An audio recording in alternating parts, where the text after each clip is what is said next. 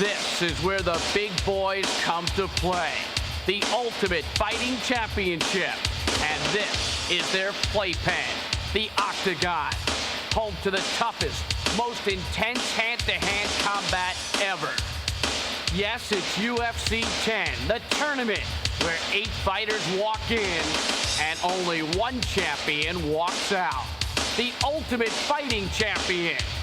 Tonight, it's a triumphant return of the undefeated UFC 8 champion, Don the Predator Frye. Can Frye grab another title, or will this man, Gary Big Daddy Goodridge, find a new way to win? Or will Giant Killer Mark Hall spoil the party for both of them? These 3 veterans, plus a new field of martial arts competitors, are all here, ready for the ultimate test of skill and will, of style and guile. It's UFC 10, a milestone in martial arts history. The Octagon awaits. Seeing is believing. Let's open up the gate. We're in the magic city of Birmingham, Alabama, where the mighty statue of Vulcan, the Roman god of fire and forge, stands as a monument to the city's iron industry. The Civil Rights Institute, a testament to the city's civil rights history. The 16th Street Baptist Church, a place where Martin Luther King preached peace. Legion Field in Birmingham, a host site to the summer's Olympic soccer matches, home for so many years to the legendary coach Paul Bear Bryant. Birmingham also means baseball. Rickwood Field, the oldest baseball field in America, a living museum which showcased Ruth, Cobb, Jackie Robinson, and a young man named Willie Mays, who led the Black Barons to the championship in 1948. And we welcome you to the State Fair Arena, which has played host to the Alabama Fair since 1892. A multi-dimensional facility in the heart of this modern, progressive city. Home to basketball, boxing, concerts, and rodeo. And tonight, host of the Ultimate Fighting Championship. Hello again, everyone. I'm Bruce Beck. Welcome to UFC 10. And tonight, the tournament returns. That's right, 8 fighters in a single elimination tournament. 4 fights in the opening round, 2 in the semis, 1 in the final. It's the format that UFC fans know best, and the format in which you have to win 3 grueling fights in one night. Now this evening, we've got some veterans returning. We've got Frye, Goodridge, and Hall, and some very tough newcomers, including Mark Coleman, who is a 2-time All-America wrestler, and Moti Horestein, a 3-time Israeli karate champion. So we've got 3 veterans, 5 newcomers, 8 overall. We're looking forward to an action-packed evening here in Birmingham, Alabama. It's the UFC. Anything goes. It's unpredictable. We're looking forward to sharing it with you. Once again, it's a single elimination tournament. Giant Killer Mark Hall, who took out 400-pound sumo wrestler Koji Katao in UFC 9, faces the man many consider the best all-around fighter in the UFC, that's undefeated Don Frye. Then 2 newcomers square off, both kickboxers, Scott Fiedler of Pacific, Missouri, Brian Johnston of San Jose, California. In what should be a terrific matchup, Mark Coleman knocks head with Moti Horestein. Coleman, a former All-America wrestler. Horestein, the 3-time Israeli karate champion. And we finish the quarterfinals with pure power as John Campetella meets UFC 8 runner-up Gary Big Daddy Goodridge. Well, here are the laws of the Octagon. No biting, no eye gouging, and no fish hooking. The referee has the authority to restart the bout if there is a lack of action. No rounds, but a 12-minute time limit with 1 3-minute overtime in the quarters and the semis. A 15-minute time limit with 2 3-minute overtime sessions in the final. Here are the ways to win a fight tonight: by knockout, by submission, which is tapping the mat with your hand or foot. If the corner throws in a towel, if the referee stops the contest because a fighter cannot intelligently defend himself, by disqualification, or if time expires, 3 judges will render a decision. Now let's meet our 3 judges working tonight's UFC. Steve Neclia, a former Marine Corps boxer, now living in San Diego, California, columnist for a major martial arts magazine, Tung Soo Do, black belt. Michael D. Pasquale Jr., D. Pasquale Jiu-Jitsu, Rivervale, New Jersey, publisher and editor, Karate International magazine. And our third judge this evening is Mark Denny from Hermosa Beach, California, co-founder of the stick fighting clan, the Dog Brothers, head instructor, Dog Brothers Martial Arts. And our referee, certainly no stranger to UFC fans, Big John McCarthy from Corona, California, a tactical instructor at the Los Angeles Police Academy. He's working his 10th UFC, a former jiu-jitsu competitor who has officiated over 60 no-rules fights. There's our chief medical advisor, Dr. Richard Istergel. He's from Howard Beach, New York. He's on the advisory council of the WBC.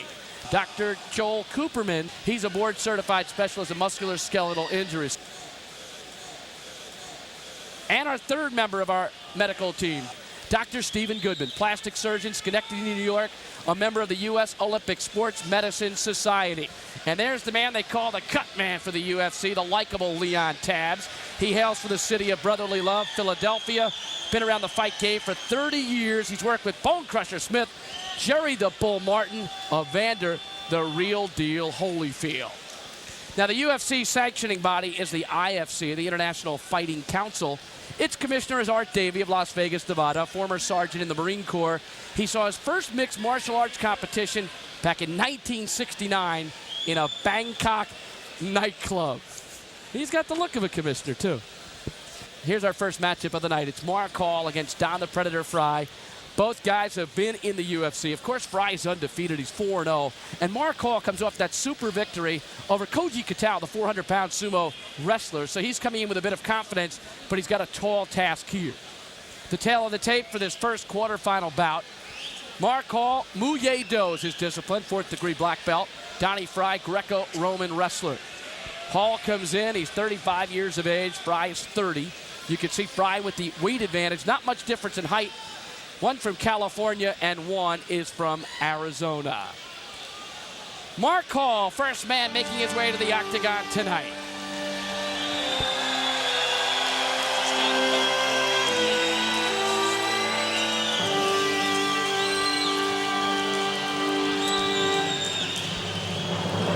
From Murrieta, California, in his 4th UFC with a record of 3-1. Mark Hall, a teacher at a 6,000 square foot martial arts school, a Muay Do and Street Combat Applications Training Center in Murrieta, California, managed by Jerry Dupuy. Hall, a tremendous athlete. You saw him take out Katao in the last one. Big man, 340, 360 pounds, and he took him out with a shot to the nose that broke the Japanese sumo wrestler and his hopes of making success here at the UFC. Hall, Muay Do, he's a tactician. He's a real thinker when he goes out there. He's a great striker, and he likes to hide his ground skills. He has jiu-jitsu experience. He will be able to defend himself if he goes down, and he's capable of striking with more than his hands. And, Jeff, a word that's not up there. Jerry, you take fearless. Care of your fighter, got it? Without a doubt, he will stand out there and go with whoever is in front of him, whether big, little, mean, or whatever. Well, let's have Mark Hall, as the Rolling Stones would say, introduce himself. I believe I've proven my martial art abilities with a record of 3-1 in the octagon. My only loss to Paul Varlins, whom I know I can beat with a rematch. I'm here to do honor to my Dojin World Grandmaster Tiger Yang in UFC 10. Mark Hall, he is ready, but then again, he's always ready. Here comes a man that many consider the best all-around fighter in the UFC. The Predator, Don Frye, from Sierra Vista, Arizona, 4-0 in the UFC. UFC 8 champion in UFC 9, which was a bout format. He won his match convincingly. 700+ victories in freestyle and Greco-Roman wrestling. He has a good background from Arizona State and Oklahoma State in grappling, and what shocked us all was his striking ability. Tremendous hand speed, tremendous power in very short punches. Has some pro boxing experience. He is a good grappler, though we haven't seen him fight on the ground yet. It says prefers a stand-up fight, but he's somebody that gets angry when he hears that. He says he can fight on the ground, and he will hit you while he's on the ground. All right, let's find out about Don Frye's approach to UFC 10. I'm Don Frye, returning Ultimate Fighting Champion. I'm not here to prove my skills. I know what I can do. I'm not here to say hi to anybody. I am not at rest. I am not at peace. I have a real bad attitude. And when I go into the octagon, lock up your women and children, because all hell is going to break loose. Well, the Tom Selleck lookalike says he likes to retain his anger. He does not want to go into the octagon happy. No, he's somebody that wants to go in there with an attitude. He said his dog was killed in an accident, and he used that to motivate himself. All right, we're set for the formal introductions, and right now let's go to Bruce Buffer. SCG Sports Corporation welcomes you to the State Fair Arena in Birmingham, Alabama, for the greatest martial arts competition in the world, the Ultimate Fighting Championship #10. 8 of the world's toughest fighters will walk into this octagon tonight. 3 veterans, 5 challengers, and only 1 will emerge victorious. Tonight, there are no weight classes, no rounds, and no timeouts. Ladies and gentlemen, are you ready? Are you ready for the Ultimate Fighting Championship #10? Our first bout of the evening. Please welcome back to the octagon a veteran of UFC #7, the Ultimate, and UFC 9. He's a 4th-degree black belt in the art of Muay Do, with black belts in Taekwondo and American Karate. He's got a UFC record of 3-1.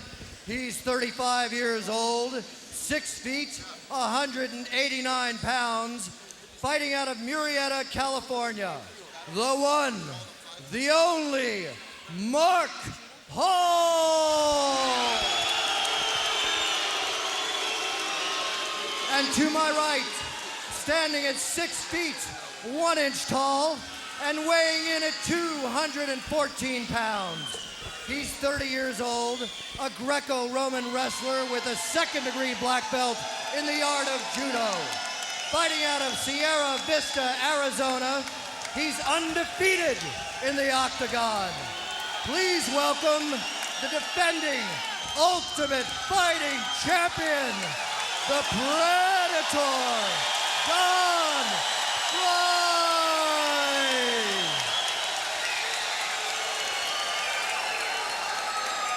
All right, look out. When Don Frye is ready to rock, anything can happen in the octagon. He's fast and he's furious. Don't blink. The Predator against fearless Mark Hall. And Hall did catch him with a reverse kick. A body slam by Frye. Frye with a beautiful takedown put Hall on his back. But Hall came out and caught the Predator with a kick to the midsection. And the Predator is now taking away pieces of Hall's midsection. Oh my, he's got the best punching ability maybe in the UFC. He's trying to pass that guard now.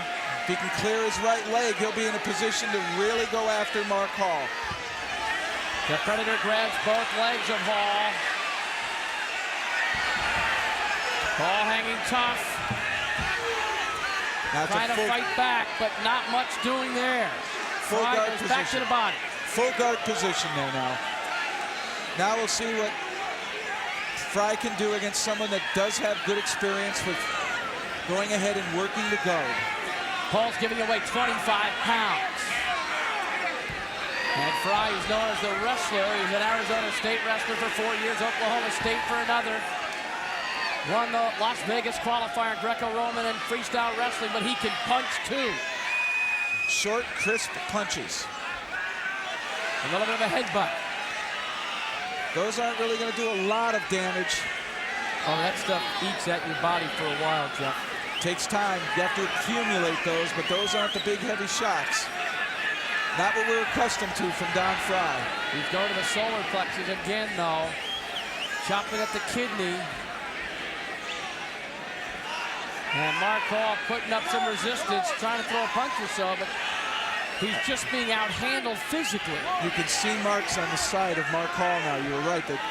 The accumulation of those short shots will add up to damage. Hall punching back, the headbutt from Frye.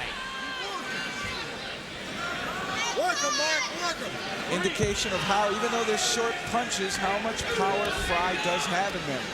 His boxing skills are very good, especially when you combine him with how lethal he is as a grappler. And Hall fighting back. Frye trying to keep the reins on Mark Hall. We know that Mark can punch, and aggressively took out Campetella, was 400 pounds. Again, chopping away at that body. And that does hurt. I've always wondered if they get really high in the guard, in other words, he's up over his opponent's face, why can't he bring an elbow back and try to hit him in the thigh? And that really could cause a hematoma, Charlie horse, if you will, and really reduce mobility. Right there, bring it right back into that quad. Come on, work it, Mark, get out of there. Again, it's Don Frye on top, using that left hand, chopping away at the midsection of Mark Hall.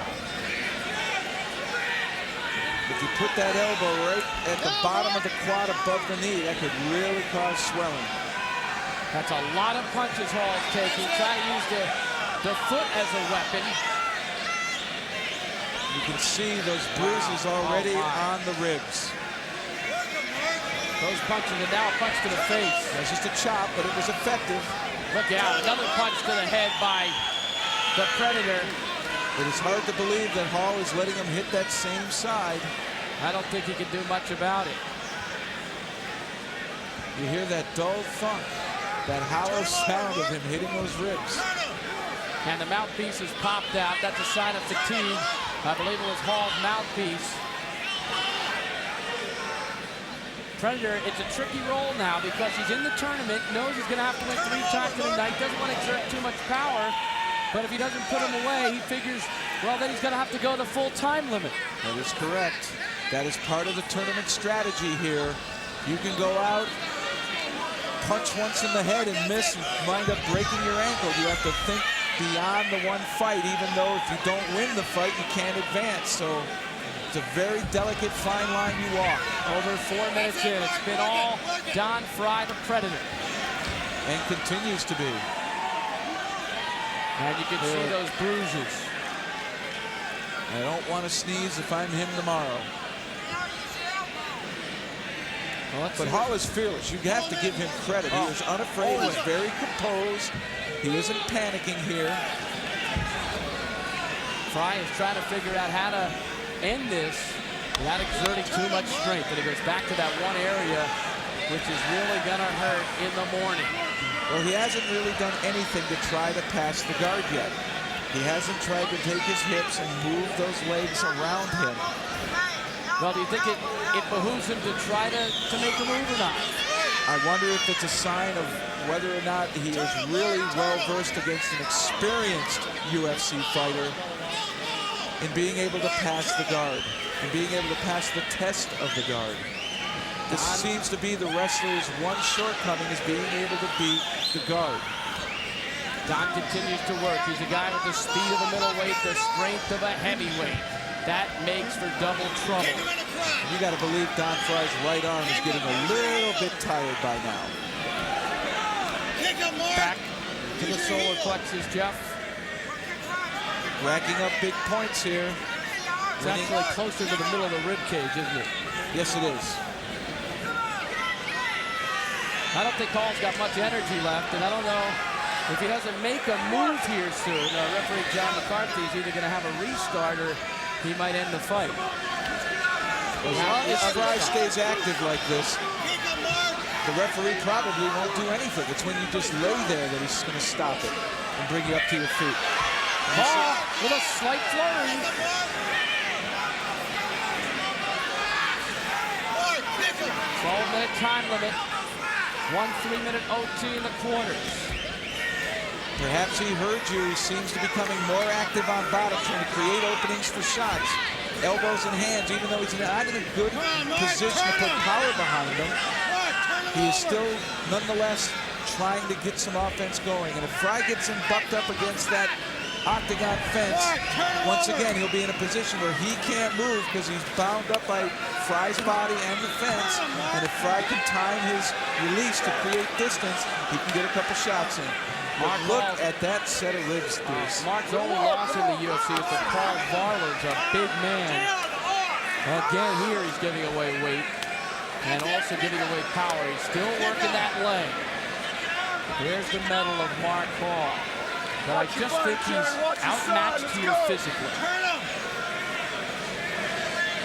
Well, the Predator so far has impressed people with his ability, most of all with his versatility and adaptability once he gets into the octagon. But a real good fight being put up by Mark Hall. He is not going to go away easy. Hall now with his head up against the fence. Predator, same area, punching to the same part of the body. It's an effective tactic. Even if he's not going to do damage, he realizes by being busy, I keep him right here. Now he tries to go to the head. He scored a couple times there. And referee John McCarthy looking over towards the corner of Mark Hall. Wants Jerry Dupuy to see the damage that's being done by Frye. Get out of there! The corner does have the option to throw that towel in. Oh, a good job here. He spent some time on his back. He is not letting Frye have one clean shot at his head. However, he is giving up his body. He is accepting the trade of not getting hit in the head for getting hit in the body. Frye continues to work, though. He has not relaxed at all. Couple of headbutts there. In this heat, you can see the lacquer of sweat on both bodies here. Makes it very difficult to get a good, clean bite. Oh, punch to the head, another punch to the head by Frye. Well, here's an opportunity. This is where the fence works Hall against. threw a punch up, but he got nailed again. There's the elbow. I was wondering when Frye would try to use that. 3 minutes to go in regulation. Jerry Dupuy's got a close hand on that towel in Hall's corner. I don't know how much more punishment he's going to allow. Those ribs are just looking as though they're bleeding. They're so black and blue.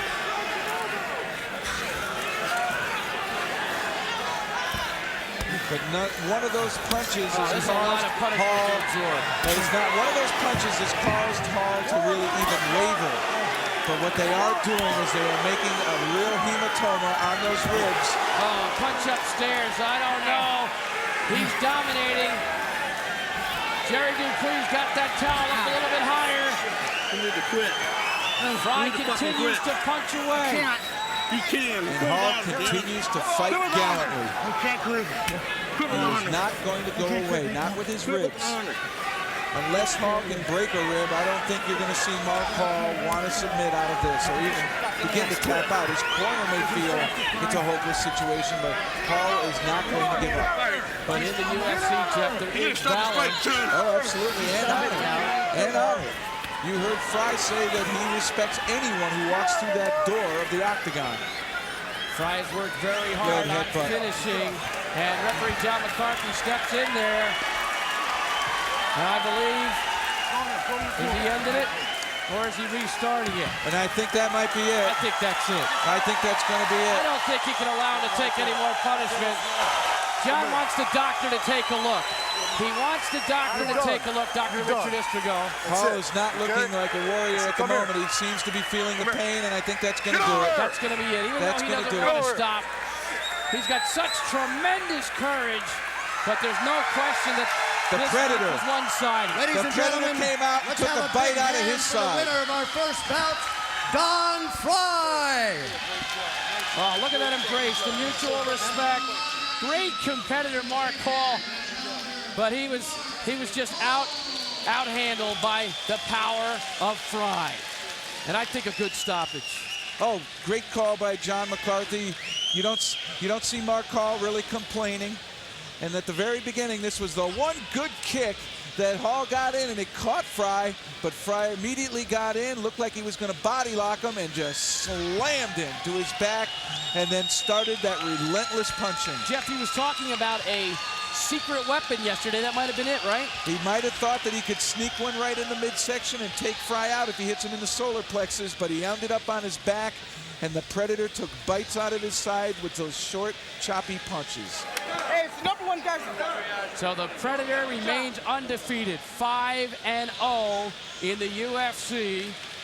All right, Jeff, let's get ready for our next bout in the main draw, our second quarterfinal of the evening. And it will be two newcomers to the UFC, both strikers. Scott Fiedler against Brian Johnston. Fiedler from Missouri, Johnston is from California. Let's take a look at how these two match up for this UFC 10 quarterfinal bout. As you see, both kickboxers. Fiedler 3 years older. He's got a 13-pound advantage. Both are big customers at 6'4". One is from Mizzou and one from California. Scott Fiedler will be the first man to head to the octagon. He's 10-1 in amateur kickboxing matches, 5-0 in pro boxing matches. A black belt in Kempo Karate, a black belt in Ishin-Ryu Karate.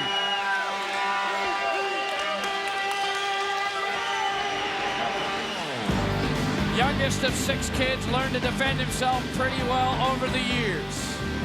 At age 17, started training with 2-time Golden Gloves super heavyweight champ Donnie Brown. Then went into the Marine Corps right out of school. Did some boxing smokers there. Following an honorable discharge, he started karate and did about 6 different styles. Fiedler, his pro boxing experience, we'll see what kind of punching power he has. This is his first time in. Being a kickboxer, he can use his elbows and knees effectively. Says he has limited grappling experience, but says he can strike on the ground. So look for him to have trouble if he gets caught in the guard. Not so much him mounted, but on his back. Scott Fiedler's approach to his first UFC. He shared thoughts with us earlier. Hi, I'm Scotty Fiedler. I'm from Pacific, Missouri. I'm glad to be here at the UFC 10. I'm looking forward to giving all you fans a treat. Hope I don't let anybody down, and I think you're going to like what you see once I step in the octagon. And here comes his opponent, Brian Johnston from San Jose, California. 12-0 as an amateur kickboxer. Currently the Northern California Golden Glove super heavyweight champion. His style, well, he says he has to be totally well-rounded and a package. He said Bruce Lee coined a phrase of having no way as a way. That makes sense to me, says Johnston. Well, without a doubt it does. In other words, if you go in there with just one game plan, that is not the effective way to approach fighting. And as every one of these fighters come in, you hear these new kinds of names. And these new names are hybrids and mixes of different disciplines. Kickboxing, he says he's an experienced grappler, spent a lot of time wrestling, so look for him to be good on the ground. A Golden Gloves champion in California. He's got to have some good punching power and limited bare-knuckle experience, but this is his first time in here as well as Fiedler, and let's see how these two meet up. Brian Johnston, his debut in the UFC. Hi, my name is Brian Johnston. I'm from San Jose, California. I didn't come here to talk tonight, came to fight. Well, it was Michael Buffer who was last night in Madison Square Garden in that wild scene in the Bo Galata fight. With us tonight, the other Buffer, Bruce Buffer. Let's go to Bruce for the introduction. Our second bout of the evening starts off to my left with a kickboxer with black belts in Kempo and Ishin-Ryu Karate. He has a kickboxing record of 10-1, 7 by knockout, and a pro boxing record of 5-0, 5 by knockout. He's 29 years old, standing 6 feet 4 inches tall, and weighing in at 235 pounds. Fighting out of Pacific, Missouri, let's welcome Scotty Fiedler! And to my right, a kickboxer with a record of 12-0 in amateur competition. He holds a black belt in judo and is the reigning Northern California Golden Gloves super heavyweight champion. He's 26 years old, standing 6 feet 4 inches tall, and weighing in at 222 pounds. Fighting out of San Jose, California, let's welcome Brian Johnston. So Johnston in the red, white, and blue trunks. Fiedler in the black trunks. Big John McCarthy will start things up. This what you came here for. Are you ready? Winner of this Are you has ready? the unenviable Let's get it task of on. meeting Don Frye in the semis. Two newcomers. What can we expect? Well, there's a beautiful throw by Johnston on Fiedler, and he's going to do it again. Almost got it again. There it was. He's using a trip to take out the outside leg. Johnston takes him down again. Now Fiedler rolls with him. Looking for a submission on that knee. Johnston's got the knee. Nothing yet. Nothing yet. But an interesting, this looks more like a wrestling match right now. More than one that we've ever seen before. No strikes being thrown. Just looking to try and go ahead and get position. And this is what we call a crab ride in wrestling right here. Look at that choke. Fiedler's almost got a choke on Johnston. Fiedler on the bottom, trying to avoid the choke. Johnston on the top, see what he can do with his back to Fiedler. Keep working. It's good. Keep working. Turning out of that crab ride a little bit up against the octagon. Keep working. And the toes. Watch the toes into the fence there as he tries to use it for leverage. So Johnston's got that left foot clinging to the octagon wall. Keep it working. Come on. And Fiedler's doing what he should do. When your opponent's back is to you, you should go for the choke. And he's doing an excellent job of stretching Johnston out. Fiedler is an iron worker. He must have been a leg rider in wrestling. Look at him. He's up high over his opponent, both legs in, and now he's looking to go ahead and deliver some shots. And he's punching right to the back of Johnston's head.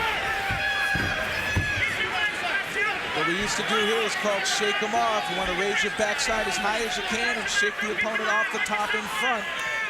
This would really put Fiedler in a vulnerable position as well. Good. Come on. Let's move out. Well, two kickboxers, and what do we have? We've got a grappling match. Who would have thought this? Both have wrestling experience, though, but I would have thought Johnston would have had a little bit more. Now Fiedler gets his right hand free through a punch. Johnston breaks free. Johnston trying to get to the mount position. Lands a punch to Fiedler.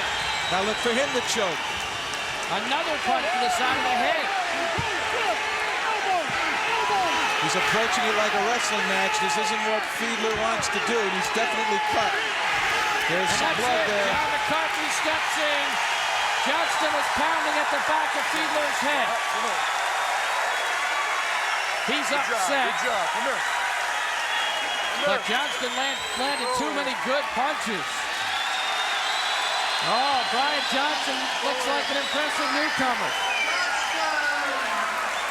Now, Johnston got caught for a while in a leg ride and looked as though Fiedler might have an opportunity to choke him out, but once he turned it around, the end was very quick and swift. Well, you know, from age 12 to 22, Johnston was a freestyle wrestler. Then he learned judo at age 22 and decided he wanted to be a pro kickboxer. He went and trained with Xavier Mendez, who was world champion at the time, searched him out and found out, and he learned. Double overhook to a leg trip there. Beautiful throw by Johnston, but unable to follow it up, so it's almost wasted. And here trying the same exact move again, cutting out that outside leg, causing the rotation over. That was right on top of Fiedler's head, but the big advantage coming out of this is Fiedler got on top. They struggle here. Johnston looking to get that leg lock, but unable to get it, and this is when Johnston took control. And this is when, finally, Johnston shook that high rider off, got around behind, and once he got behind, the end was very swift.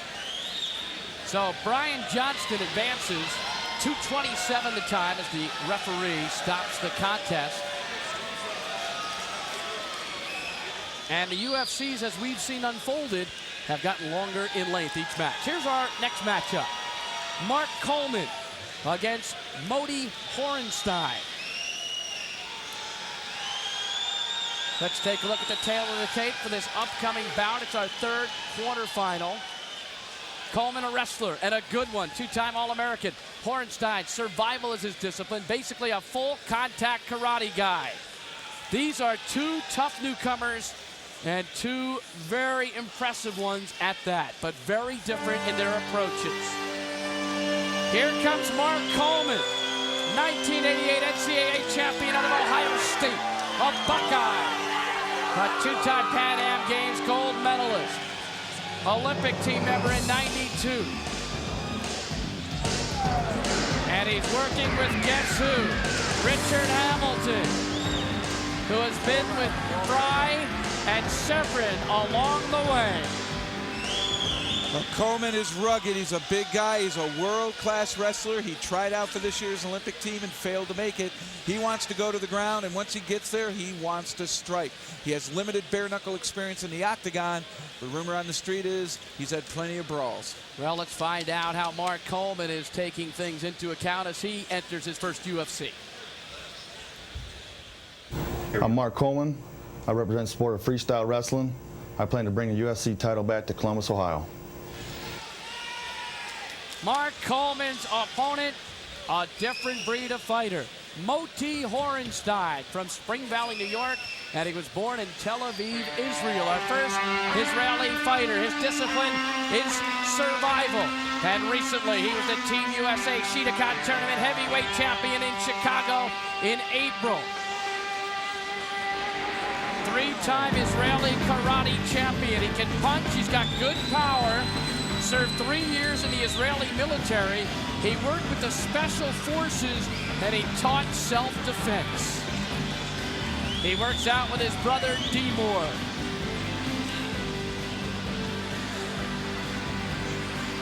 Horestein, another good-looking guy, big guy, 240 pounds. He calls it survival, but again, this is a hybrid form of martial art combining many elements. Lifelong martial artist, military experience, so he was trained in special forces. He does fight on a regular basis, bare knuckle in karate tournaments, and he's a stand-up fighter. So this is a classic matchup between a striker and a grappler. Let's meet Moti Horestein. Hi, my name is Moti Horestein. I'm doing martial arts for a long time. From Survivor Center, we're doing everything for Survive. I'd like to say hi to my friends and students in Survivor Center in Rockland County, Spring Valley. I'd like to say hi to my friends in Deer Mountain Camp. And I'm here to get the belt and survive. Well, he has been in martial arts since age 5. He was influenced by Bruce Lee movies. For the formal introductions, let's go up to Bruce Buffer. We'll begin our next bout with the fighter to my left, a freestyle wrestler, a two-time Pan American and national freestyle champion, and a World Games silver medalist, and a 1992 Olympic team member. He's 31 years old, standing 6 feet, 1 inch tall, and weighing in at 245 pounds. Please welcome, from Columbus, Ohio, fighting out of Phoenix, Arizona, Mark Coleman. And to my right, a 4th-degree black belt in the survival fighting system. He's also ranked in Kyokushin Karate, U.S. Oyama World Heavyweight, and American Shotokan Heavyweight. He's also a 3-time Israeli Karate champion. Fighting out of Spring Valley, New York, via Ra'anana, Israel. He's 31 years old, 6 feet, 2 inches tall, and weighing in at 230 pounds. Please welcome Moti Horestein. Well, Horestein to me looks like a bigger version of Jean-Claude Van Damme. He certainly does. He certainly does. And it's going to be interesting to look at this kind of matchup. Even when you look at their heroes, they're absolutely polar in their disciplines. For Mark Coleman, it was Dave Schultz, who was earlier gunned down this year, Olympic champion. Moti Horestein, Bruce Lee. So there you have their differences right away, striking and grappling. And Coleman considered one of the best wrestlers in the world. We saw what Mark Schultz did in his debut in the UFC. Let's see what Coleman does. It's Horestein coming after him, deflects that first double. Coleman takes him down. And we're in the guard here. A big punch by Coleman to the face of Horestein. Moti covering up.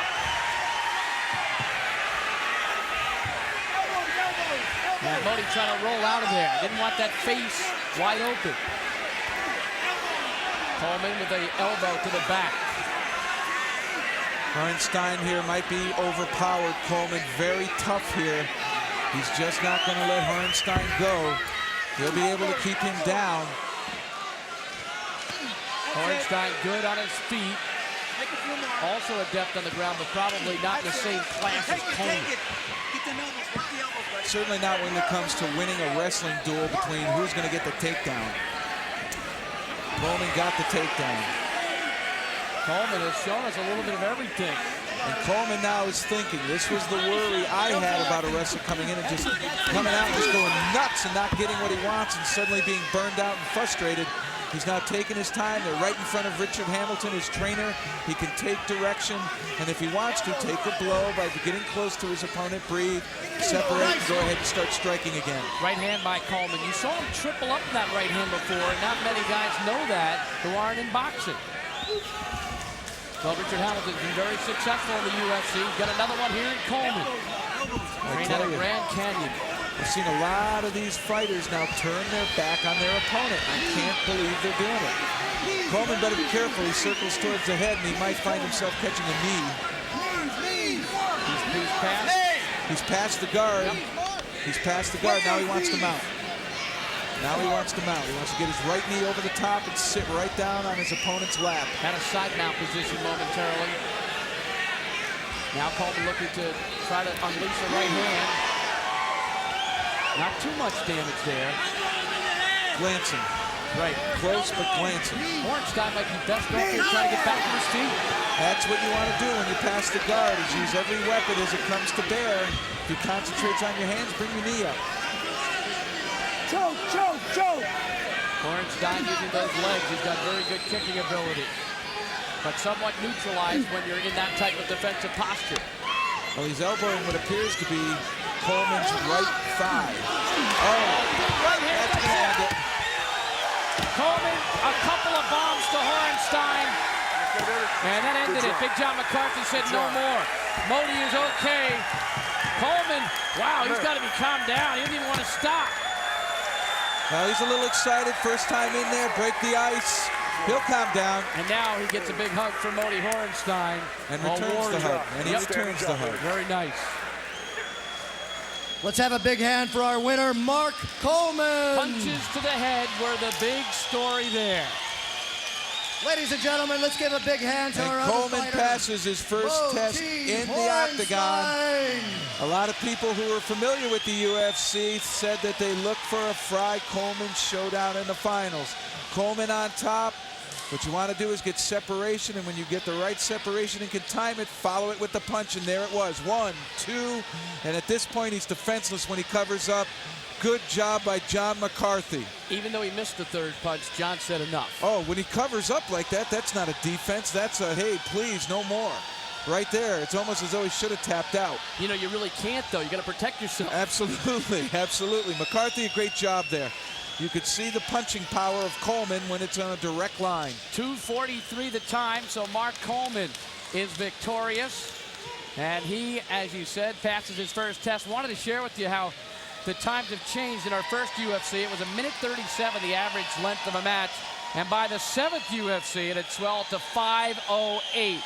So that pattern has been continuing all the way up here to UFC 10. And that's nothing but evolution, Bruce. As these fighters learn what mixed martial arts is all about, they start to retain the basics of the guard, how to protect yourself when on the ground. Here's our next bout. Final one of the quarterfinals. John Campetella against Gary Big Daddy Goodridge. And there's some muscles. There's some muscles in this one. This has got to be the combined biggest bicep fight in the world. Here's the tale, 263 to 235, so that's almost a quarter ton in the ring in the octagon tonight. One from Ontario, one from New York. Let's meet our first competitor in this bout, John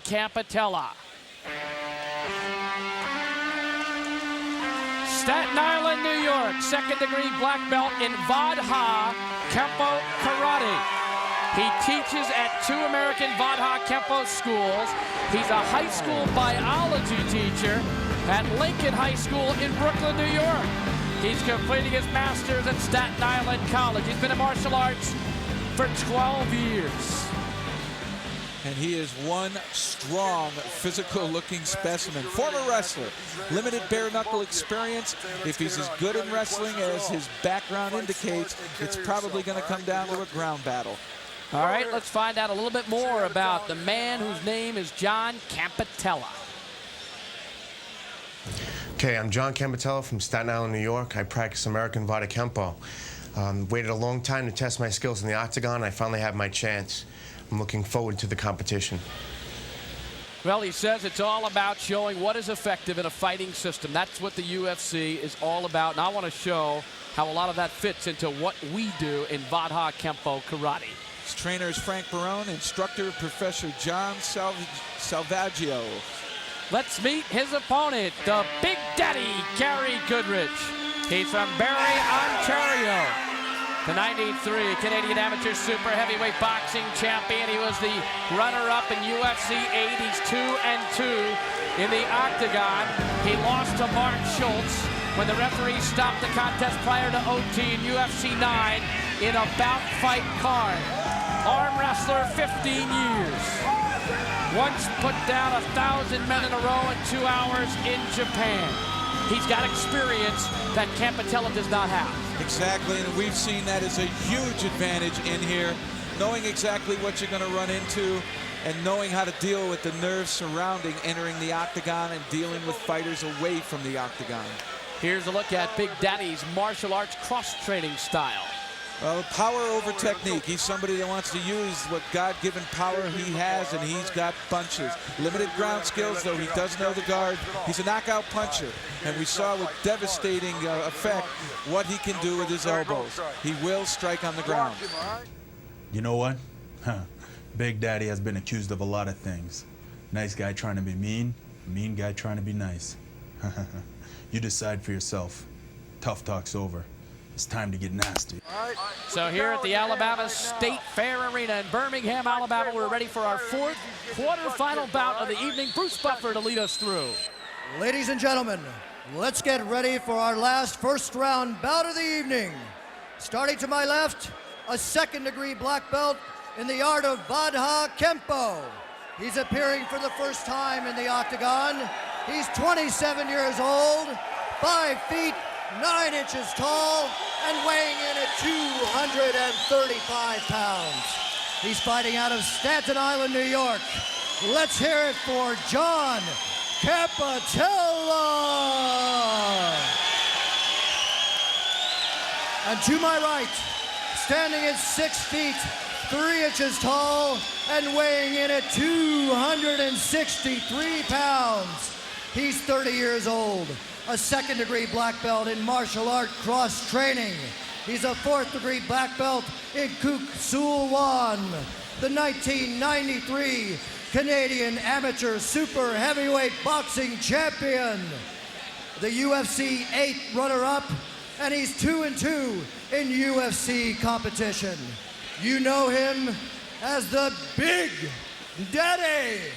His name is Gary Goodridge. So it's Goodridge against Campetella. Campetella from well-known Lincoln High School in Brooklyn, New York, same high school that produced the likes of Lou Gossett Jr. and Marv Albert and Stefan Marbury. Well, heroes for Campetella, Lee and Arnold Schwarzenegger. And for Goodridge, Martin Luther King.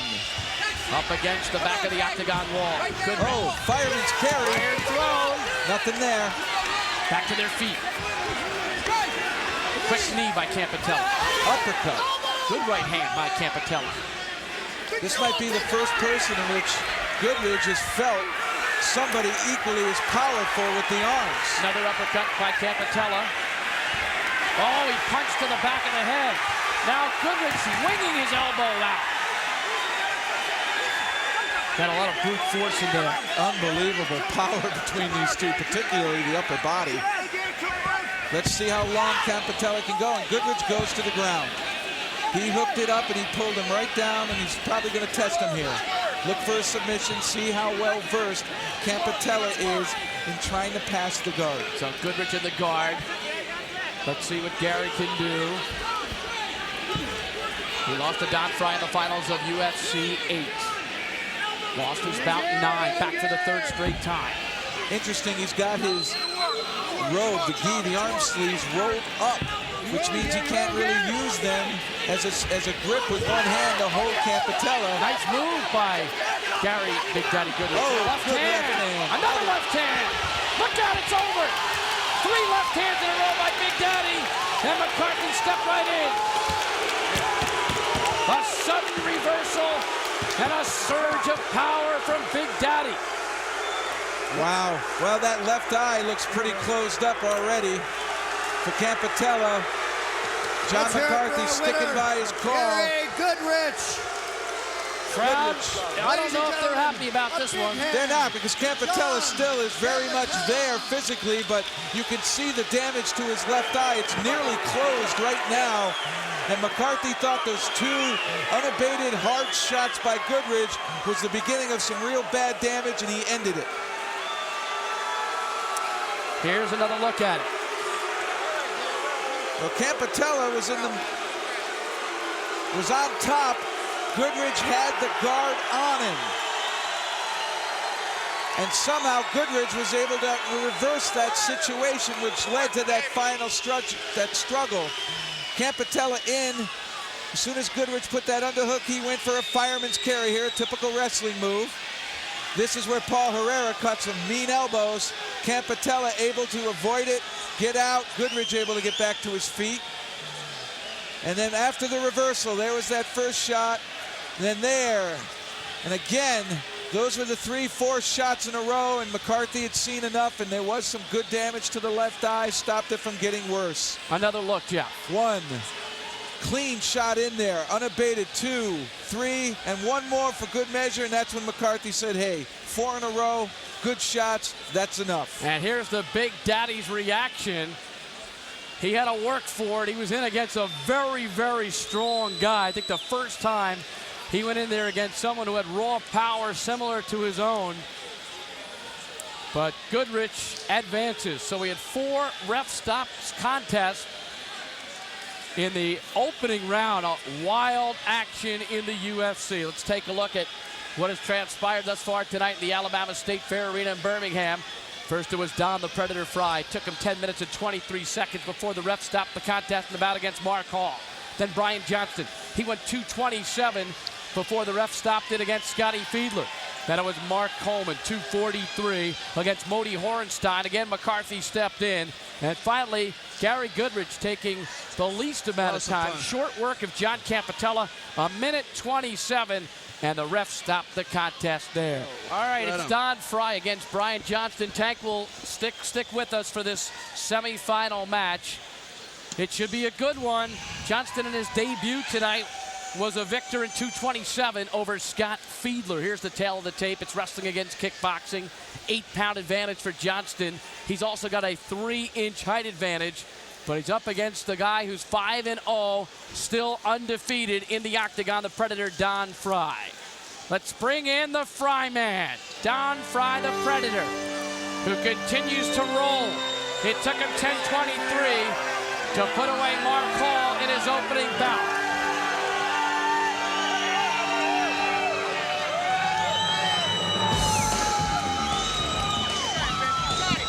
He's got a mean streak that runs 10 generations deep. Pennsylvania Dutch, Irish, Scottish, Cherokee warrior. A 3-time state champion in wrestling in high school. He sees himself as a combination of Marco Huas and Oleg Tektarov. Let's listen in to the Predator, Don Frye. Same thing as before. I'm Don Frye. My strategy for this next fight is exactly as the last one. I'm going to walk in there and I'm going to destroy this man.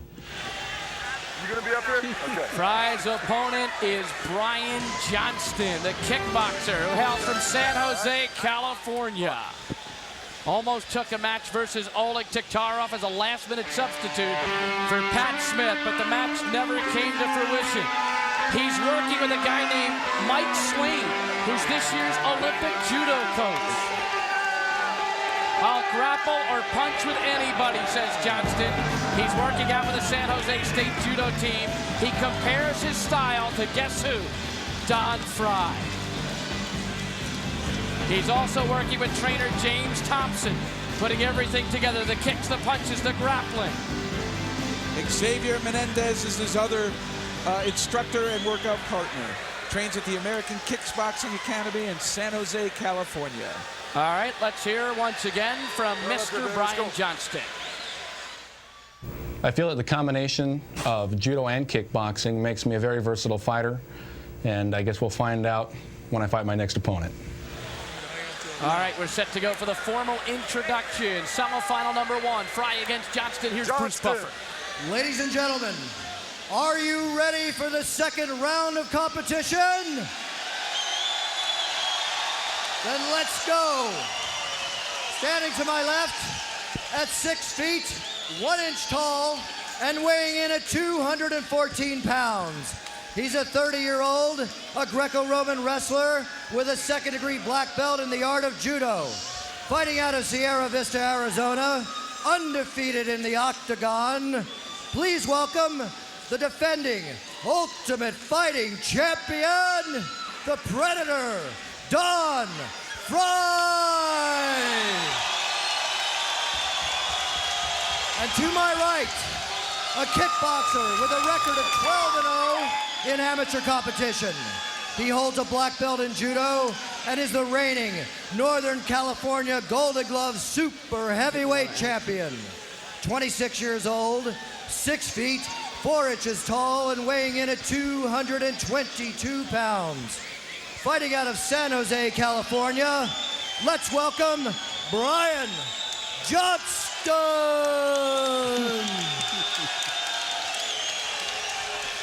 All right, Tank, what are your thoughts going into this fight? Tank, give me your thoughts. Well, I would have to go with the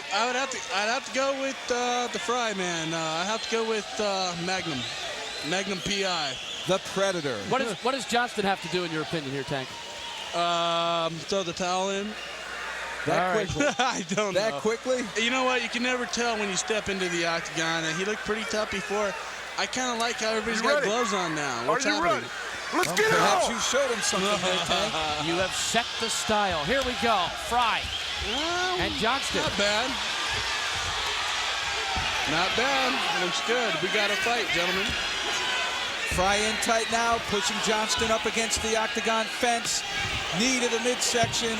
And Johnston is throwing some heavy leather there. Keep in mind, Frye threw a lot of punches in the first fight with that right hand. That's nothing right there. Up against the chain link fence. And grappling now taking hold as they bind and clinch. I like his shorts. They're right in front of me. The flag. It's Olympic time. Jeff's going to relate with that. There's a foot sweep right there. Right hand landed by Johnston. Another right hand there. Maybe I was wrong. Starting to sound like George Foreman. That's okay to change your tune once in a while. Knee by Johnston. Another knee. Those are nearly finding their mark. You got to figure that Frye, even though he's in great shape, worked a lot harder than Johnston did in that first fight. It was about an 8-minute difference, Jeff. And Johnston isn't backing down at all. No, not at all. I take back what I said. Will you call me George? Frye now looking as though he might have a little bit of fatigue, but this just could be a real good surge by Johnston. They've been on their feet the entire fight. Knees have been the punch or the throw that's been used the most. Right hand by Johnston. There it is. And Johnston here seeming to get the better of Don Frye. And he's relaxed. Yeah. That's very key. You got to be relaxed. Don't blow your wad all at once. He looks confident, Tank. Yes. Johnston has a background, supposedly a long background in wrestling, 10 years, and it didn't seem that he really did much against Fiedler in that first match. It seemed that he was being out-wrestled, but here he's controlling, he's keeping Frye off of him, and it's him who's doing the better punching. If you don't know how to wrestle, you don't know how to fight. That's the prerequisite to fighting.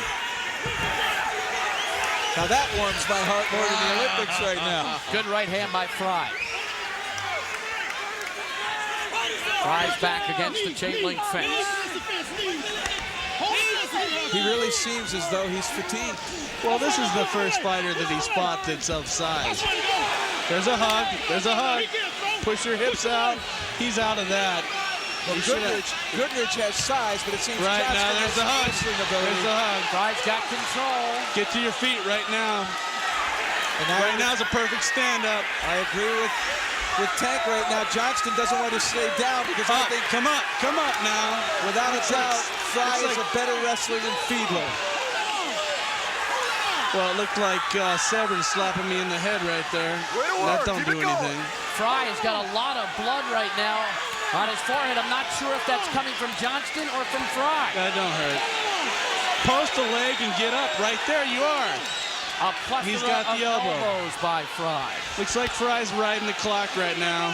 I mean, he's behind the second hand. Let's try to take him out. Let's not sit around and wait for a buzzer. He's using the left hand. That's what he can throw from that position. He's too high.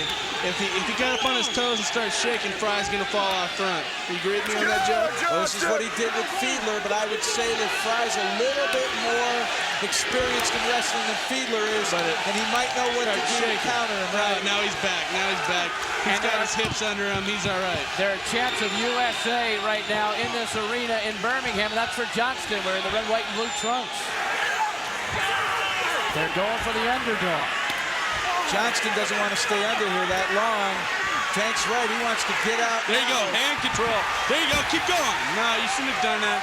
Hand control and get out and fight from your feet. Basic rule of wrestling on the bottom. Hand control first, then move your body. He didn't have hand control. He tried to roll, got caught, and no, don't belly down. Now he's in trouble. Side mount here.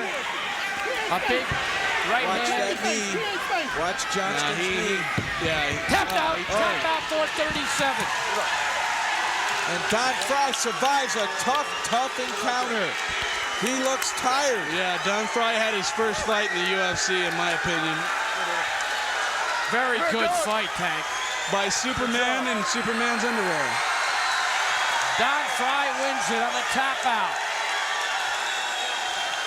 Very good action. Ladies and gentlemen, that was Johnston some battle, don't you good think? for a while, but when he ended up on the ground, Tank, that's not where he wanted to be. No, absolutely. And a big hand. He did a hell of a job. You got to take your hats off to both of these guys. Anybody that steps into the octagon's got to have major size. Here's a look at the specific numbers for this upcoming battle. Goodridge 263, Coleman at 245. Goodridge has the height advantage. It's U.S. against Canada, Columbus, Ohio against Barrie, Ontario. And in the Olympic year, there's always a special spirit when you get involved with nations battling against each other this time. Oh, without a doubt. And actually, this is going to be Coleman's birth into the UFC. This is his first experienced fighter he'll take on. Mark Coleman first to head to the octagon.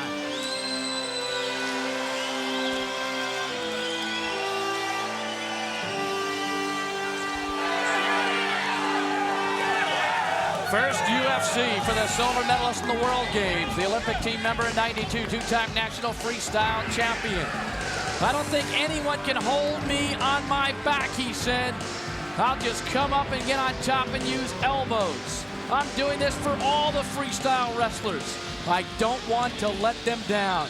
I know I'm coming in green, says Coleman, but I'm confident my instincts will take over and things will go my way. Well, in his first fight, it certainly did go his way. He dominated, got on top, and after some struggle in learning how to pass the guard, particularly under a fight environment, he passed the test, punishing his first-round opponent, Moti Horestein. Well, if you didn't hear from Mark Coleman earlier, Here's a chance to hear from him once again. My name is Mark Coleman. My basic strategy is use my freestyle wrestling skills to get my opponent to the mat as quickly as possible, finish him off with some knees and elbows, or look for the choke. Mark Coleman coming off his first victory in the UFC in 243 over Moti Horestein when the referee stopped the contest. His opponent is Big Daddy Gary Goodridge.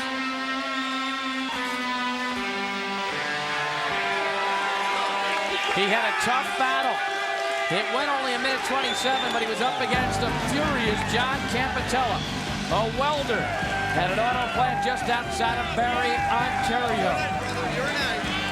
He studied law, security, and business administration at Georgian College in Barrie, Ontario. He says UFC is like arm wrestling. It's a game of chess, moves and counter moves. He calls himself a gentle giant. I beg to disagree. Not after what happened to Haran. That label got removed very quickly as he elbowed his opponent into submission. And he'll be looking to do the same to a very strapping Mark Coleman. Coleman will face his person that's equally as strong as he in Gary Goodridge. Well, he says his mom called him Goody 4 years ago. It changed to Big Daddy. Let's listen in. All right. You've seen Big Daddy work now. You've seen what I'm all about. You'll see a lot of it more next round. Set to go. Coleman, Goodridge. Winner gets Frye in UFC 10. The tournament returns. Here's Bruce Buffer. Ladies and gentlemen, the last fight of our second round competition begins with the fighter on my left, a freestyle wrestler, a two-time Pan American and national freestyle champion, a World Games silver medalist, and a 1992 Olympic team member. He's 31 years old, standing 6 feet, 1 inch tall, and weighing in at 245 pounds. Please welcome from Columbus, Ohio, fighting out of Phoenix, Arizona, Mark Coleman. And to my right, standing at 6 feet, 3 inches tall, and weighing in at 263 pounds. He's 30 years old and a second-degree black belt in martial arts cross-training. He's a fourth-degree black belt in Kuk Sool Won. He's also the 1993 Canadian Amateur Super Heavyweight Boxing Champion, the UFC 8 runner-up, and he's 2-2 in UFC competition. You know him as the Big Daddy Gary Goodridge.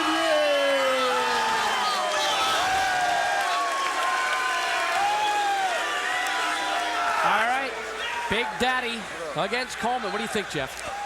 This is too close to call, but I'd have to go with... I'm going to have to go with Coleman with superior grappling skill, but boy, I'll tell you, Goodridge is dangerous. But Campetella gave him a heck of a fight for as long as it lasted. Here's the shot. Coleman takes him down. Goodridge quickly gets to the guard.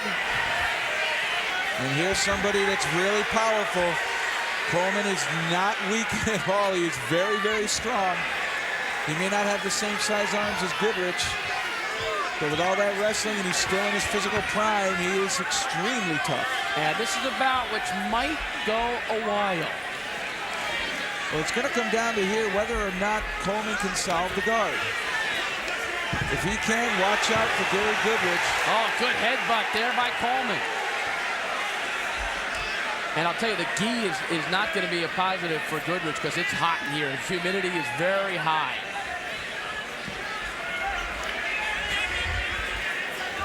Let's see if Coleman takes his time and just picks his spots, Jeff. He's got lots of wrestling experience and knows the patience of the virtue. I'll tell you, those, even though they were sideways punches, you could feel it. You could feel it through the octagon padding. That octagon, 750 square feet of face, 32 feet across. With Coleman's background in wrestling, and this, I don't mean to harp on wrestling. Yes, I am a wrestler, but without a doubt, he can keep an opponent down, particularly the elite level that Coleman competed at. He competed in the Olympic trials this year, missing the team, so he's still very good at the sport. I believe he lost to Dan Slade. He finished 6th. He beat Mark Kern. He had a pretty good run. Left hand. He's been working with kickboxers, wrestlers, and grapplers and submission guys.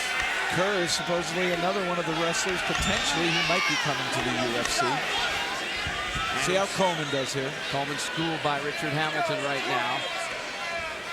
Team Phoenix. Goodridge is not panicking in any way. He's just very relaxed. Biding his time. This is the big test. This is the baptism for Coleman. Let's go. Royce Gracie was the first to show how patience can work. Squeeze the throat.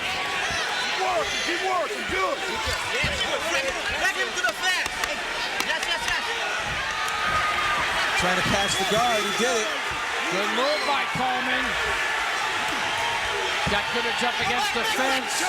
That's where he wanted to choke, but there's no room for him to really come over the top. Carrying to his knees. Watch for supplé. Also watch for that Goodridge elbow. Right, and Coleman caught the elbow. Oh, an uppercut by Coleman. Nice move, trying to set him up for the suplex. Got to get his hands off that chain link fence. If he's going to hang on to the fence, he wants to do it directly in front of his face so no fist can come flying in. That's what I would do, a knee right to the coxswain there. The lower tailbone. Another uppercut. And he's mixing it up well. He's going to low on the body with strikes and then high. And look at Goodridge. He wants to move. By moving, that doesn't allow Coleman to strike with his knees. Oh, look at this. This is the first time we've seen this tactic. The first time we've seen somebody just scale the wall of the octagon horizontally. Oh, he wants to get near his people to listen. That's what he wanted to do. What a great move by Goodridge. Unbelievable. Being tutored on the fly. But he's taking punishment in the process. An uppercut again by Coleman.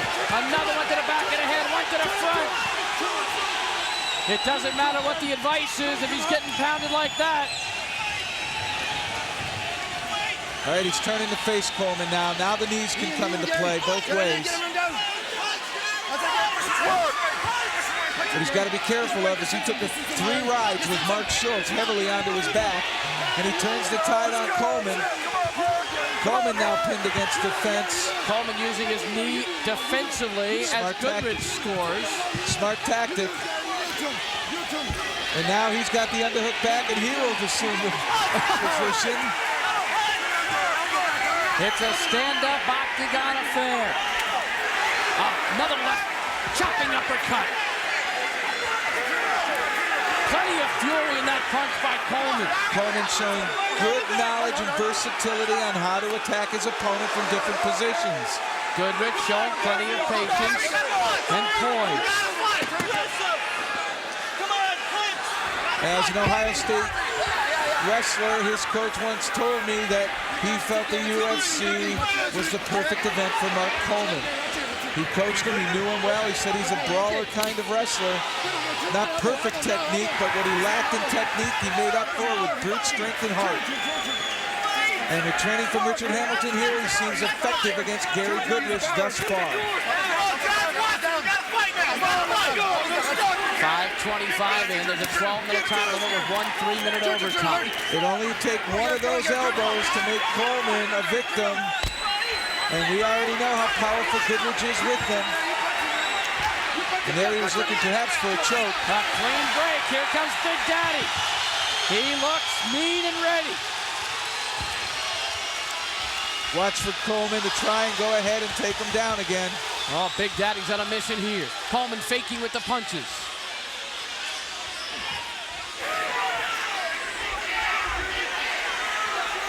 Both continue to circle. Coleman breathing hard. Yes, he is. Goodridge not breathing poorly at all. Right hand by Coleman. Goodridge misses. There's the double. Coleman's got him on the takedown. And there's that power and the experience on the mat. Great double leg. That gi also helped him. He grabbed right onto the gi, and Goodridge is now in some trouble. Coleman lands a barrage of right hands. None of them real clean. None of them the real bomb that he was looking for. Couple got through. There's a knee to the head. Just keep it at bay. A pretty good tactic. Again, he's mixing it up with both lower and upper body strikes. This is the concept of look for the choke. Now he wants. There it is. It's a tap out. He got him. Mark Coleman is into the finals of his first UFC. Good job, brother. Yep. Good man. Wow. 7 minutes. Ladies and gentlemen, was that a good fight or what? A tap out. And Big Daddy goes out with valor. Well, he put a double grapevine in him, and he took the hips out of Goodridge. It really flattened his chest down. He couldn't get his arms under him. Perhaps he felt he was in such a vulnerable situation. That's why he tapped out. Coleman living up to his reputation. Yep. Let's have a big He is into the finals. Mark Coleman. 31 years of age. The 88 NCAA champion at Ohio State.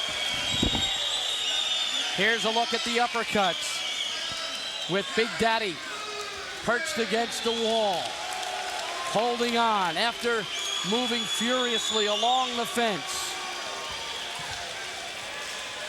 Again, this time he faces them, and they break away, get back to a standing position. And Goodridge looked very focused. He had a sense of what he wanted to do here. Wanted to turn it into a boxing match, but instead it ended up back on the mat. Look at this double leg. It's textbook. Takes him down, and after that, he was able to utilize his grappling skills with a little bit of punching power thrown in. Here's the tap out. Watch Goodridge closely. He's looking for the choke. He sinks the arms in, and Goodridge at that point said no mas. This is what has transpired. Don Frye into the finals against Mark Coleman. Frye a winner in the semis over Brian Johnston. And then in the other semifinal match, it was Mark Coleman over Gary Big Daddy Goodridge. There was a tap out, by the way. Campetella tapped out. Big John McCarthy told me that. So there were only 3 ref stop contests and 1 tap out in that opening round. Well, the crowd is ready here in Birmingham, Alabama, the Magic City, a city of culture as well as steel, the modern progressive city. Alabama State Fair Arena packed tonight. They've had concerts here, rodeo, tennis, basketball, and tonight the UFC. And here's our matchup for the championship. The Predator Don Frye against Mark Coleman. Debut for Coleman. Frye undefeated thus far. Let's take a look at the tail of the tape for this championship bout. Coleman is 31 pounds heavier, and they're both 6'1". Arizona for Frye. Coleman from Midwest Columbus, Ohio. Mark Coleman will enter the octagon first, and here comes that walk. All the hard work and energy. How does it translate in the octagon? You've already fought twice, and now you got to fight again. And Dan, you've been there before. I'll tell you, the walk to the octagon in itself, I mean, this is something that I just fire up on here, Bruce. I mean, just walking there, hearing that crowd starting to come alive for you. It's a big mental aspect here right now. The octagon with the 2 lock gates, the tight canvas skin pad, the 5'6" padded walls on top of a chain link fence. 750 square feet of space. Reputations have been built and destroyed there. Fighting systems judged and found wanting. Well, Coleman is a master grappler, strong background in wrestling, world-class Olympian, and he makes no bones about it. I'm coming to take you down to the ground, elbows, knees, and fists, and he shows that he can punch. Another comment from Mark Coleman regarding the UFC. I've made it to the championship fight. I'll be using my freestyle wrestling skills to bring back the title to Columbus, Ohio. So Coleman is ready. And now the man who will either stalk him or be his prey. The Predator, Don Frye. 6-0 in the UFC. The UFC 8 champion. Undefeated. A mean streak. A wrestling background.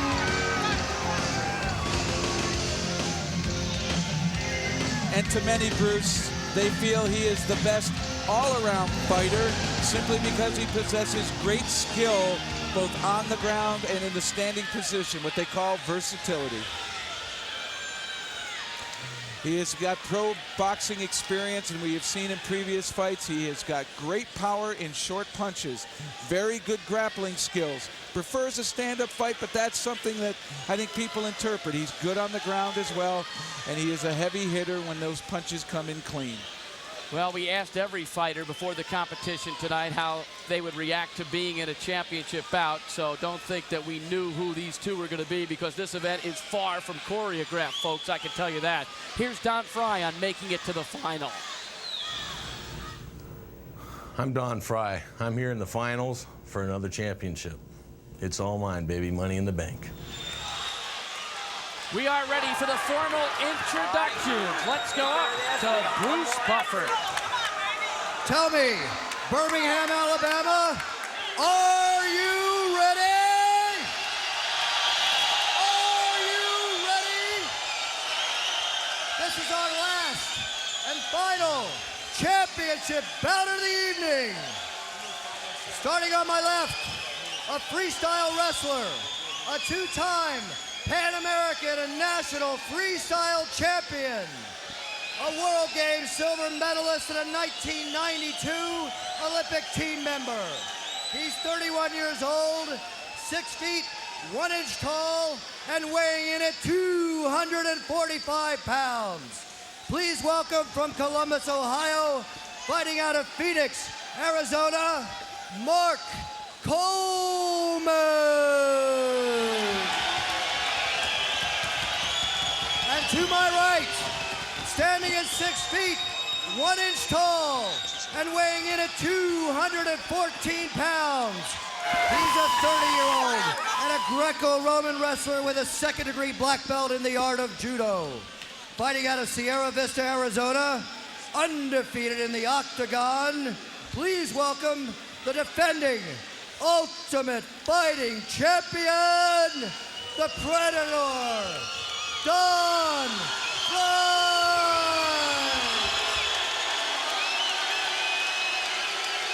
15 total minutes tonight in the octagon for Frye, 9:43 for Coleman, but Frye had the longer rest period.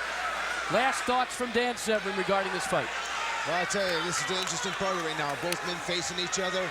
I mean, the mind game is being set. For the I mean, this is when championship, are you Johnston ready? says it's time to go. Are you ready? This is it. Let's get it on! Here we go. Championship of UFC 10. The tournament is back. It'll be interesting here whether Coleman can get inside, and I don't think Frye spent very much time on the ground. On his back, he hasn't been in the guard too many times. I'm sure he's versed in it. Oh, good quick move. That's called a short drag off that front headlock sprawl. Great job by Coleman. Coleman hits the back of Frye's head and then chops shortly to the body. Frye's got a good grip in that left hand of Coleman.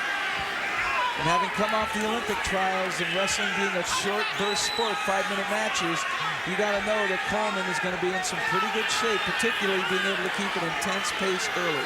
Both men are just manipulating for positions right now, trying to keep control of each other, looking to create that opening. And they're looking at a guard situation now. Coleman backs up Frye into the fence and lands a right hand, a couple more. Don's got to create space here right now, keep Coleman extended, so Coleman cannot land the strikes. Coleman is driving in. 15-minute time limit with 3-minute overtime sessions in the final. You know, when you talk about tactics, this is kind of one of the reasons a lot of the wrestlers like to wear the shoes out here, because this canvas, you know, it has kind of it's a tight, you know, it's a little bit slippery. They want to go for that gripping power with the feet. They'd rather short change themselves on the kicking aspect and go for their strength. To create the environment on the ground. Exactly. Well, Don Frye undefeated in the octagon. No one is undefeated that has lasted at least 3. We have blood on Frye's face. I can't tell if it is his, but... And he had a mouse before the bout underneath the right eye a little bit. This is an awful lot of power, and Frye is not used to that. And boy, I'll tell you, Coleman's getting in with some of those punches.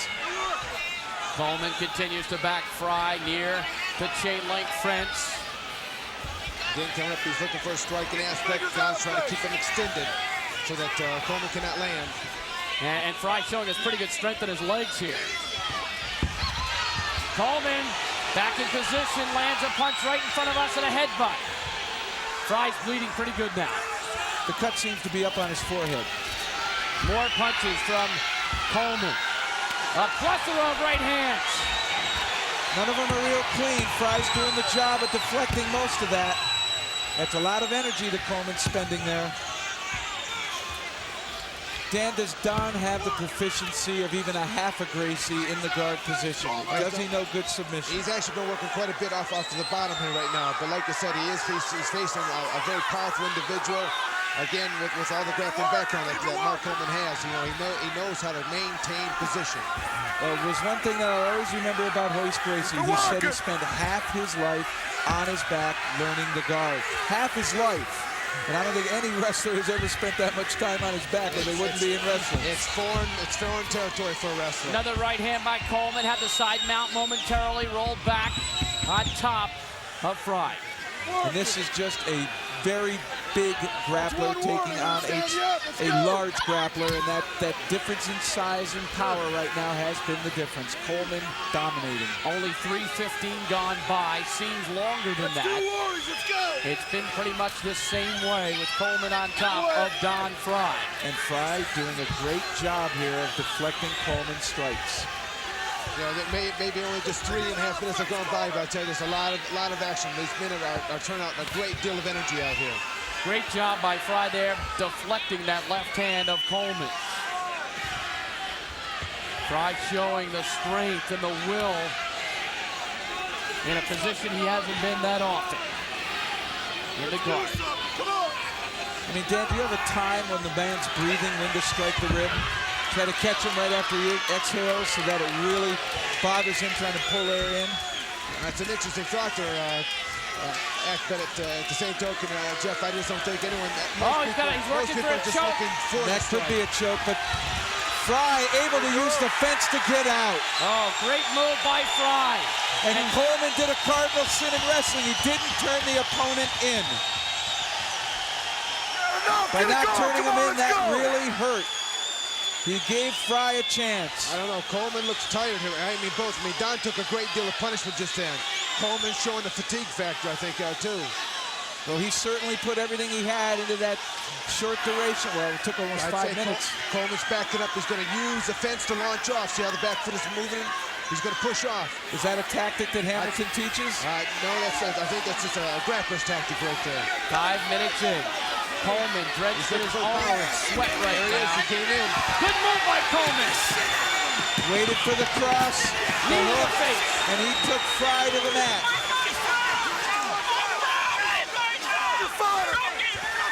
If Coleman's going to turn around, he's being over in the corner where his entourage is right now. He's going to get a lot of coaching right now.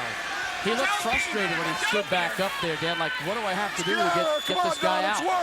I'll tell you, I mean, Don is a workhorse out there. I mean, he, you know, just being in practice with him, he goes through so much out there. And that's also an evolution of a wrestler turned grappler turned fighter. He doesn't know how to fully finish yet. Give Coleman time, and he is going to be just like a Dan Severn. He will get better with age. Well, Coleman got a couple of punches in there, and once again, he's being very smart by keeping Frye controlled up against the fence, Dan. Yeah, he's utilizing that's just great strategy. You know, if you can drive your opponent to one direction, he has only one direction really to come back out. Then he can stop him. I'm not sure if that's a tap out. This could just be blood. This is blood. He wants the doctor to take a look at Frye's face. There was no tap out. You got to do something, son. You understand me? There was no rough stuff contest. McCarthy wants the face cleared. He wants Dr. Richard Istrico to look at his face.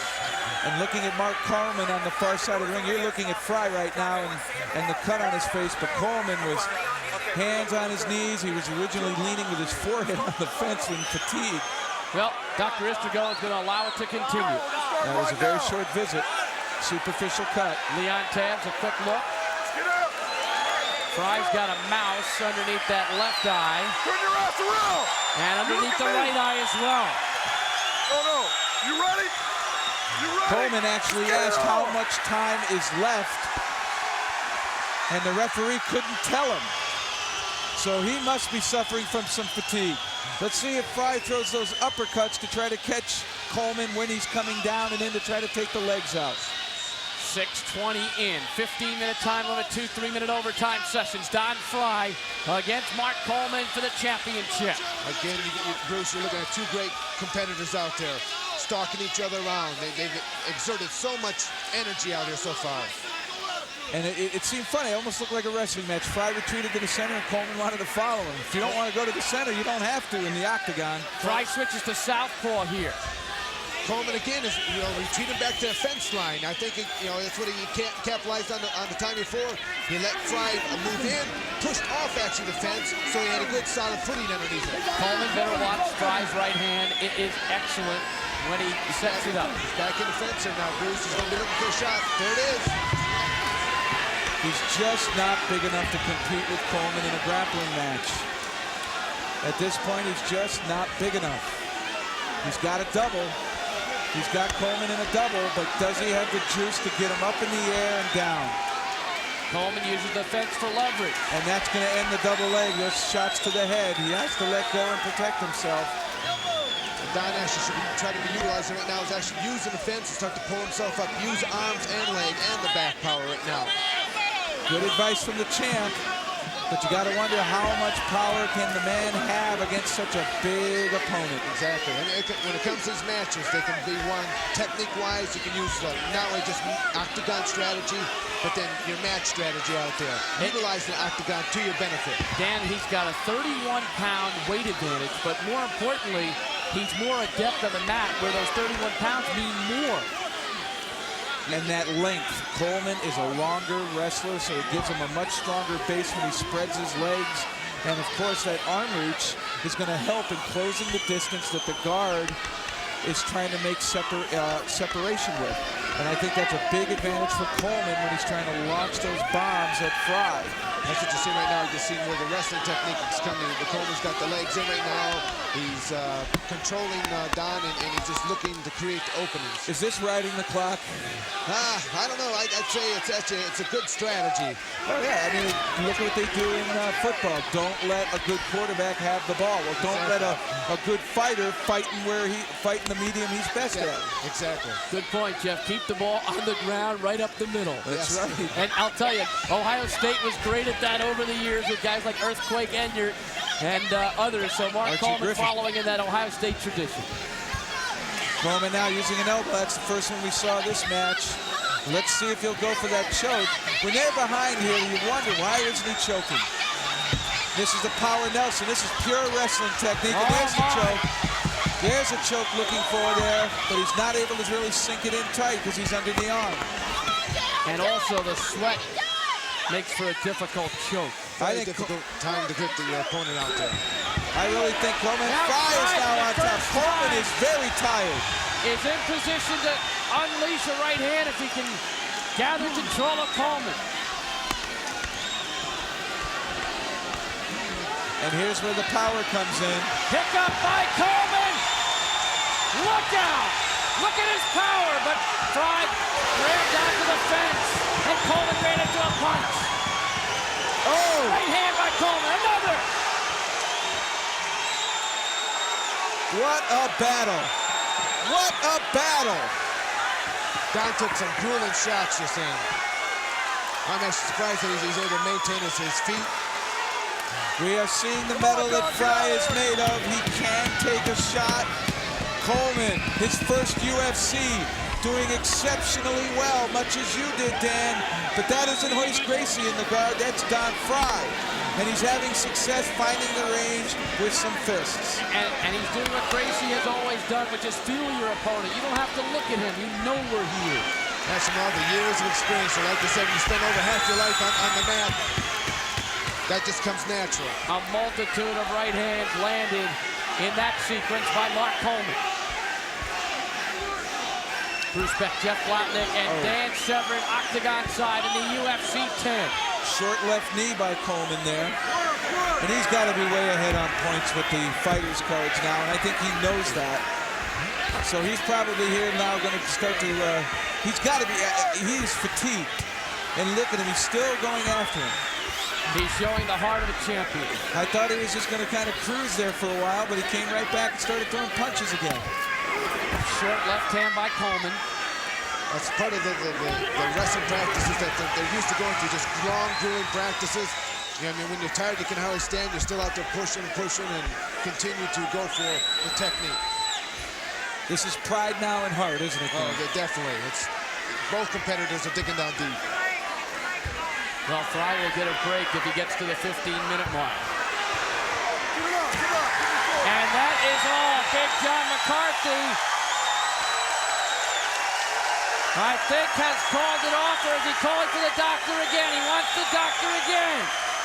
He has not called it off. That's it, baby. You got it. That's it. Leon Tabbs comes over.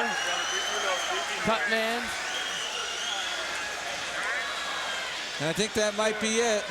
He's pulling on the wrist of Don Frye. He wouldn't do that if it was still, the fight was still going to go. I think it's going to be over. He's bringing Frye That's out. it. Yep. That's going to be it. We've got a new champion. Mark Coleman in his first UFC will be a winner. Mark Coleman wins UFC 10 in Birmingham, Alabama. Don Frye's reign is over for the time being. Ladies and gentlemen, that was a fantastic championship So the undefeated bout. streak ends. Coleman is exhausted, but he showed tremendous will, as did Don Frye. All right, Dan Severn, let's take a look at some of the replays and pick up some of these action. This is the big pickup, Dan. Okay, at this point in time, I mean, Coleman just showing the power and the technique right now, picking up. Don had to reach out right away, get hooked up onto something. I mean, who knows what would have happened, you know, aeronautically speaking. Well, what happened when he turned to face Coleman was he caught a right hand flush on the cheek. Here's the end, guys.